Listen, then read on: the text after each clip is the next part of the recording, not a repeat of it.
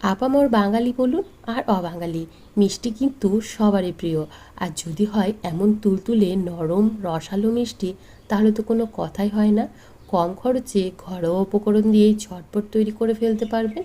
তো ভিডিওটি শুরু থেকে শেষ পর্যন্ত দেখার অনুরোধ রইল। আমি প্রথমে এখানে নিয়েছি 250 গ্রাম পরিমাণে রাঙা আলু। রাঙা আলুগুলোকে খুব ভালোভাবে সেদ্ধ করে নিয়েছি, তারপর খোসাটা ছাড়িয়ে নিয়েছি। এরপর একটা গ্রেটারের সাহায্যে এই রাঙা আলুগুলোকে গ্রেট করে নিচ্ছি। এইভাবে যদি রাঙা আলুর পান্তুয়া তৈরি করেন, অসম্ভব খেতে ভালো হয়, আর বোঝাই যায় না যে এটা রাঙা আলু দিয়ে পান্তুয়া তৈরি। তো দেখুন, সমস্ত রাঙা আলুগুলোই আমি এভাবে গ্রেট করে নিয়েছি। কোনো রকম দানা অংশ নেই, তবে রাঙা আলুগুলোকে অবশ্যই গ্রেট করে তবে মিষ্টি তৈরি করবেন, যাতে কোনো রকম দানা অংশ না থাকে। এখন এই গ্রেট করা অবস্থাতেই রাঙা আলুটাকে খুব ভালোভাবে হাত দিয়ে চটকে একটু মেখে নেব। তো দেখুন, খুব ভালোভাবে মেখে নিয়েছি। এখন এর মধ্যে দিয়ে দিচ্ছি 1 কাপ পরিমাণে গুঁড়ো দুধ। বাইন্ডিংয়ের জন্য দিচ্ছি 2 চামচ পরিমাণে এখানে ময়দা, দিচ্ছি সামান্য একটু পরিমাণে এলাচের গুঁড়ো। এখন একসঙ্গে সমস্ত কিছু মিশিয়ে নেব। তার আগে দিয়ে দিলাম 1 চামচ পরিমাণে ঘি।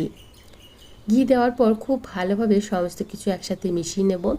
মেশানোর জন্য কিন্তু কোন রকম জলের প্রয়োজন পড়বে না, একদম জল ছাড়াই খুব ভালোভাবে সব কিছু মিশে যাবে। এখন এখান থেকে বেশ কিছুটা মিশ্রণ নিয়ে এভাবে হাতের সাহায্যে গোল পাকিয়ে মিষ্টি তৈরি করে নেব। দেখুন, এটা বানানো কিন্তু ভীষণই সহজ, আর আমার তো খুব ভালো লাগে এই মিষ্টি তৈরি করতে। তো দেখুন, একটা তৈরি হয়ে গেল। একইভাবে আমি বাকি মিষ্টিগুলো তৈরি করে নেব। তো সমস্ত মিষ্টি আমাদের এখানে তৈরি হয়ে গেছে। এখন একটা প্যানের মধ্যে নিয়েছি সাদা তেল। আমি এখানে বেশ খানিকটা সাদা তেল নিয়েছি, যাতে মিষ্টিগুলো একদম ডুবো তেলে ভাজতে পারি। আর হালকা গরম থাকা অবস্থাতেই একটা একটা করে মিষ্টি আমি এই তেলের মধ্যে ছেড়ে দিচ্ছি।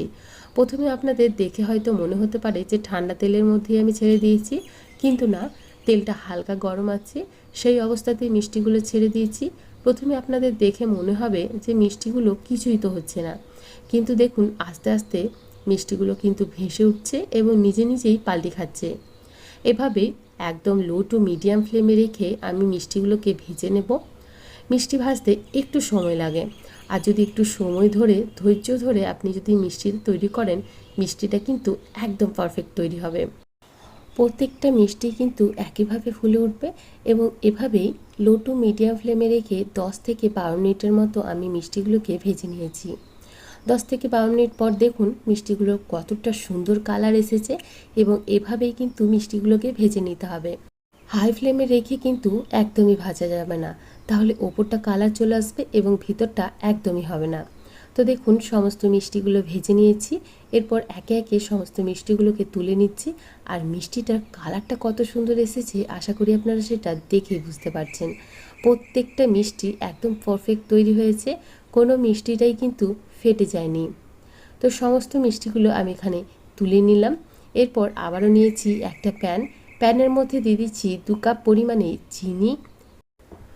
তো আমার মিষ্টির পরিমাণ অনুযায়ী আমি এখানে 2 কাপ চিনি ব্যবহার করেছি, সাথে দিয়ে দিচ্ছি 2 কাপ পরিমাণে জল। এখন ফ্লেভারের জন্য দিয়ে দিচ্ছি সামান্য পরিমাণে এলাচের গুঁড়ো, সাথে দিচ্ছি 1 চামচ পরিমাণে গোলাপ জল। গোলাপ জলটা দিলে কিন্তু খেতে অত্যন্ত সুস্বাদু হবে। এরপর দিয়ে দিচ্ছি সামান্য একটু পরিমাণে ফুড কালার। এই ফুড কালারটা সম্পূর্ণ অপশনাল, যেহেতু মিষ্টির রঙটা ভীষণ সুন্দর আসবে, তাই আমি এখানে ফুড কালারটা ব্যবহার করেছি। তবে আপনাদের যদি অপছন্দ থাকে সেক্ষেত্রে দেবেন না। তো দেখুন, চিনিটা সম্পূর্ণ গলে গেছে। এটা খুব একটা কড়া পাকের শিরা তৈরি হবে না।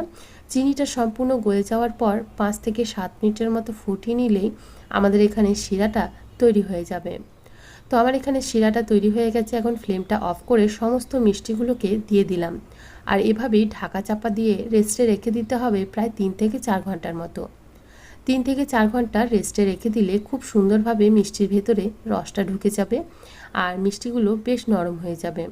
তো আমাদের এখানে মিষ্টিগুলো একদম তৈরি।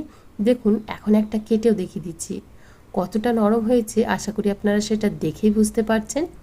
ভিডিওটি ভালো লেগে থাকলে অবশ্যই বাড়িতে ট্রাই করে দেখবেন, আশা করি আপনাদেরও ভীষণ ভালো লাগবে। আজকে তাহলে এখানেই বিদায় জানাচ্ছি, আবারও হাজির হয়ে যাব অন্য কোনো দিন অন্য কোনো রেসিপি নিয়ে।